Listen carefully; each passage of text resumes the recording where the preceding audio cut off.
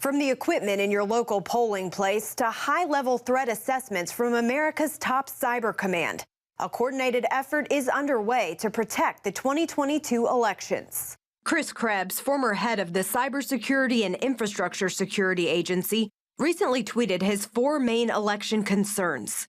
They include continued efforts to delegitimize the 2020 election, threats against poll workers, radicalized poll workers as insider threats, and foreign actors exploiting domestic narratives. Krebs expanded on the insider threats issue recently to CBS News. They're posing a risk we've seen in Mesa County, Colorado, Coffee County, Georgia, Antrim County, Michigan, where workers have allowed access by unauthorized people into the system and access to equipment. Some state officials point out that while these breaches are serious, they don't necessarily jeopardize the entire system. They do, however, undermine public confidence, so officials hope to limit the threat by allowing fewer people access to election equipment. Earlier this month, the FBI and CISA issued a warning about a more familiar threat, foreign interference.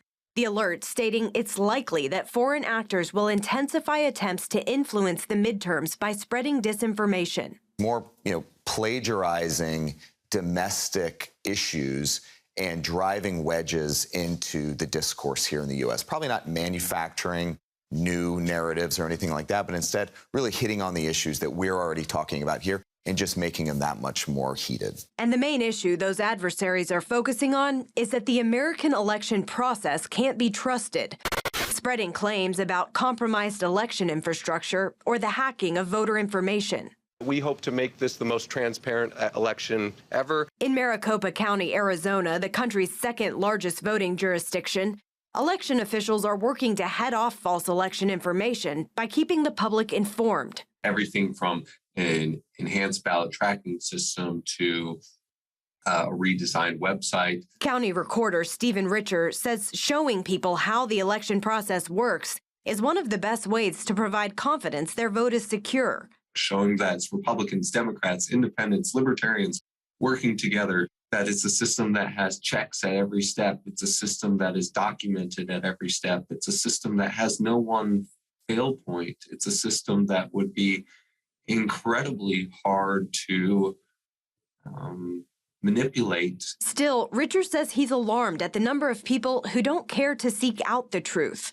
A recent Axios poll found that nearly 4 out of 10 Republicans and 1 in 4 Democrats say they'll blame election fraud if their party doesn't win control of Congress. In 2020, fraud allegations led to cases of violence against election officials and volunteers, with threats pouring in ever since. The Justice Department reports investigating more than 1,000 messages sent to election workers over the last 2 years, including more than 100 that could warrant prosecution. Some of the threats are real, we're going to hang you, I hope somebody puts a bullet in your head, that kind of thing. So it's unnerving. It's unnerving. Ahead of the 2022 midterms, protection of these workers is a major concern and a top priority.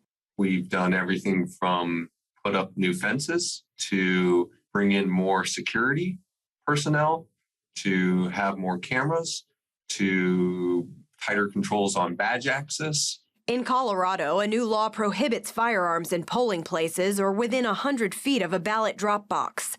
In Flagstaff, Arizona, one election office has installed bulletproof glass, and Kevlar-fortified walls will protect an election office in Tallahassee, Florida.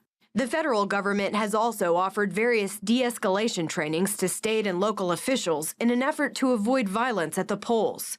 Dawn Gobe has been a poll worker in Virginia for the last 5 years. This year, her training packet included several pages on what to do if she's threatened. Still, she sees her role as a duty.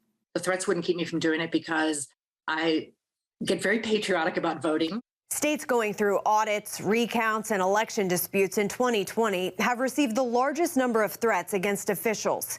The FBI believes the same will be true following the midterms. These threats against election workers is also leading to significant turnover, which could exacerbate the problem of insider threats. Caitlin Burke, CBN News, Washington.